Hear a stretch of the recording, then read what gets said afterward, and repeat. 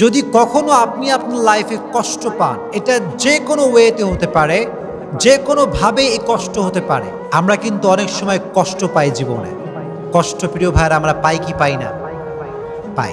মনে করেন আমার আব্বা মরে গেছে, ফর এক্সাম্পল, অথবা আপনার কোনো সম্পর্ক কারোর সাথে ছিল, বন্ধুত্বের সম্পর্ক হতে পারে, যে কোনো রিলেশনশিপ হতে পারে, কষ্ট আমরা পাই। তো অনেক সময় দেখা যায় যে আমরা এত বেশি কষ্ট পাই যে আমরা ভেঙে পড়ি, আমাদের কিছু করার থাকে না, কেউ যে মোটিভেট করবে এরকম কাউকে পাওয়া যায় না। এজন্য কষ্ট পেলে কি করণীয় আছে, কি করলে কষ্ট কমবে, আজকে আমরা এই বিষয়ে কথা বলবো। সকলে শুনবেন তো ইনশাআল্লাহ? কষ্ট দূর করতে আপনি সব সময় ইসলামিক ওয়েতে 5টা টিপস অ্যাপ্লাই করবেন। যদি বলেন কয়টা টিপস? আমি আপনাকে মোটিভেট করার জন্য বলছি, 5টা টিপস যদি কেউ কষ্ট পাওয়ার পরে অ্যাপ্লাই করে, আশা করা যায় তার জীবনে আর কোনো কষ্ট থাকবে না। সকলেই বলেন ইনশাআল্লাহ। 1 নাম্বার, যদি কখনো কোনো কষ্ট পান, এটা যে কোনোভাবেই হতে পারে। কোনো একটা সম্পর্ক ছিল, কাছের মানুষ কষ্ট দিয়েছে বা প্রিয় মানুষ কষ্ট দিয়েছে, কোনো একটা জিনিস হারিয়ে ফেলেছেন, অনেক কষ্ট পেয়েছেন আপনি। প্রথমে আপনি যে কাজটা করবেন সেটা হচ্ছে, you have to put your trust on your lord. আল্লাহর উপরে ভরসা রাখতে হবে যে আমার লাইফে ভালো যা ঘটে, খারাপ যা ঘটে, এটা সব কিছুই ক্ষমতা একজনের হাতে। তিনি কে?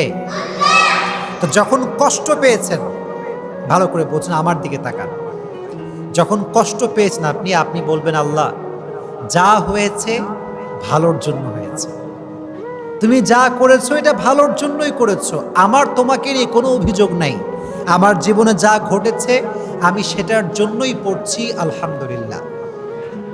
সকলে একবার পড়েন তো মন থেকে আলহামদুলিল্লাহ। Put your trust on your lord. আল্লাহর উপরে বিশ্বাস করেন যে আল্লাহ আমার জীবনে যা তুমি ঘটাবা এটা নেওয়ার জন্য আমি প্রস্তুত, এটা আমি মন থেকে মেনে নিলাম। দেখবেন আপনার ভালো মন্দ সব কিছু যখন আপনি আল্লাহর উপরে ছেড়ে দিবেন যে আল্লাহ যা করেছে ভালোর জন্যই করেছে, দেখবেন যে আপনার যেই পেইন, আপনার যে কষ্ট, এটা অটোমেটিক্যালি হালকা হয়ে যাবে। সুবহানাল্লাহ পড়েন। আল্লাহর উপরে বিশ্বাস সকলে রেখে চলবেন তো ইনশাআল্লাহ। 1 নাম্বার। 2 নাম্বার যে কাজটি কষ্ট পেলে করবেন সেটি হচ্ছে, keep your self busy. Keep your self busy. নিজেকে ব্যস্ত রাখেন। কষ্ট পেয়ে গেছেন, আঘাত পেয়ে গেছেন, বউ ছেড়ে চলে গেছে, একটা রিলেশনশিপ ছিল, ব্রেকআপ হয়ে গেছে, যে কোনোভাবে আপনি কষ্ট পেয়েছেন, কিপ ইউর সেলফ বিজি। নিজেকে কাজে ব্যস্ত রাখেন।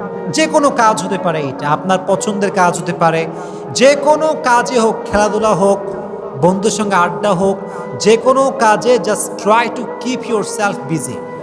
নিজেকে ব্যস্ত রাখেন, দেখবেন কষ্ট হালকা হবে। আর যদি একা মন মরা হয়ে বিষণ্ণতায় ভোগেন, কেউ নাই, কেউ ভালোবাসে না, কেউ দেখে না, কেউ লাইক কমেন্ট করে না, কত কষ্ট জীবনে, যদি এই একা একা থাকেন, দেখবেন এই পেইনটা আস্তে আস্তে আরো বাড়বে, এটা আরো ডাবল হবে। এজন্য try to keep your self busy. নিজেকে যে কোনো কাজে ব্যস্ত রাখবেন, পারা যাবে ইনশাআল্লাহ। 2 নাম্বার আমল, 2 নাম্বার টিপস। 3 নাম্বার যে আমলটি আপনি করবেন, যে টিপসটি অ্যাপ্লাই করবেন, সেটি হচ্ছে বেশি বেশি ইবাদত করবেন। বেশি বেশি কি করবেন? ইবাদত করবেন। এটা হতে পারে কোরআন তেলাওয়াত।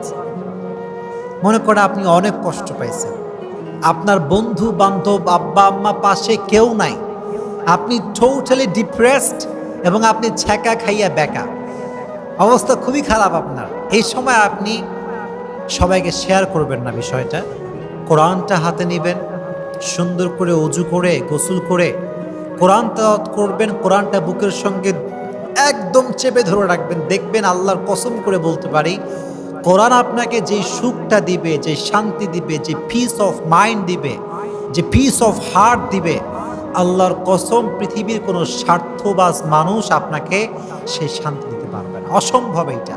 এজন্য যখন আপনি কষ্ট পেয়েছেন, কোরআনটা হাতে নেবেন, মন খুলে কোরআন পড়বেন। রাজি আছেন ইনশাআল্লাহ? অথবা ঠিক ভোরবেলায় উঠে, তাহাজ্জুদের সময় উঠে জায়নামাজটা বিছিয়ে তাহাজ্জুদের জানামাজ দাঁড়ায় যাবেন, আল্লাহকে সব কষ্ট বলবেন, কান্নাকাটি করবেন, আল্লাহকে আপনার কষ্ট বলবেন। Try to worship more and more, বেশি বেশি ইবাদত করবেন, দেখবেন যে কষ্ট আপনার জীবনে ছিল এটা হালকা হয়ে যাবে। তাহলে 1 নাম্বার বিশ্বাস আমরা জানলাম, 1 নাম্বার উপায় জানলাম যে বিশ্বাস রাখতে হবে। 2 নাম্বার জানলাম নিজেকে ব্যস্ত রাখতে হবে। 3 নাম্বার জানলাম বেশি বেশি ইবাদত করতে হবে। বেশি বেশি কি করতে হবে? ইবাদত করতে হবে। 4 নাম্বার হচ্ছে spend your time with good people. যদি কষ্ট বেশি পেয়ে যান, ভালো মানুষের কাছে যাবেন। কি মানুষের কাছে যাবেন প্রিয় ভাইয়ারা? ভালো মানুষ যারা, যাদের চরিত্র ভালো, আচার আচরণ ভালো, এটা বেশিরভাগ ক্ষেত্রে আলেম ওলামার মাঝে পাওয়া যায়। স্কলার যারা, তারা ভালো চরিত্রের হয়। হুজুরদের কাছে যাবেন, ইমাম সাহেবের কাছে যাবেন, কথা বলবেন, দেখবেন মনটা অনেক হালকা হবে। এই তো যখন কষ্ট পাবেন, তখন আপনার সময়টা আপনি খারাপ জায়গায় দিবেন না, গান শুনবেন না, মোবাইল ফোনে বাজে ভিডিও দেখবেন না, ভালো মানুষের কাছে গিয়ে সময়টা কাটাবেন। রাজি আছেন ইনশাআল্লাহ? 4 নাম্বার। 5 নাম্বার, এটি খুবই গুরুত্বপূর্ণ এবং এটি শেষ টিপস, সেটি হচ্ছে spend your time with your parents. আব্বা আম্মার সঙ্গে সময় কাটাবেন। অনেকে দেখা যায় যে পৃথিবীর সবার সঙ্গে সে সময় কাটায়, কিন্তু আব্বা আম্মাকে একটা মুহূর্ত সময় দেয় না। এরকম লোক বাংলাদেশে আছে না নাই? অনেক আছে। মনে করে যে আমার বন্ধু আপন, অমুক আপন, তমুক আপন। বিশ্বাস করেন, বিপদে পড়লে আব্বা আম্মার চাইতে আপন পৃথিবী তার কাউকে পাওয়া যায় না। কথা বলেন ঠিক কিনা? আব্বা আম্মা সবচেয়ে বেশি আপন। এই জন্য কষ্ট পেলে আব্বা আম্মার সঙ্গে শেয়ার করবেন, আব্বা আম্মাকে বলবেন, আব্বা আম্মার সঙ্গে আপনার টাইমটা স্পেন্ড করবেন, দেখবেন আপনার কষ্ট হালকা হয়ে যাবে। তাহলে আমরা উপায় জানলাম 5টা। জোরে বলেন, কয়টা? 5টা। আচ্ছা, আমরা রিপিট করি। এদিকে সবাই, এদিকে রিপিট করি। আমাকে একজন মুখস্থ শোনাবেন, পারবেন তো ইনশাআল্লাহ? দেখি কে মুখস্থ শোনাতে পারে। 1 নাম্বার আমি বলে দিচ্ছি। 1 নাম্বার, বিশ্বাস এবং ভরসা করবেন একজনকে। তিনি কে?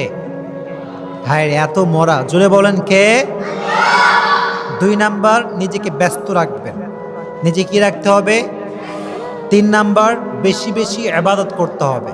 বেশি বেশি কি করতে হবে? 4 নাম্বার, ভালো মানুষের সঙ্গে সময় কাটাতে হবে। আর 5 নাম্বার হচ্ছে আব্বা আম্মার সঙ্গে সময় কাটাতে হবে। আচ্ছা, কেউ কি আছে আমাকে বলতে পারে 5টা? আচ্ছা বলো, আমি সাহায্য করব। কেউ নাই? কেউ নাই? মুখস্থ করে নাই কেউ? আচ্ছা, 1 নাম্বার বিশ্বাস রাখতে হবে। সবাই বলেন 1 নাম্বার কি রাখতে হবে? 2 নাম্বার নিজেকে, মাশাআল্লাহ। 3 নাম্বার বেশি বেশি, বাচ্চাদের ব্রেইন বেশি, তোমাদের ব্রেইনে, তোমরা মগা। 3 নাম্বার বেশি বেশি কি করতে হবে?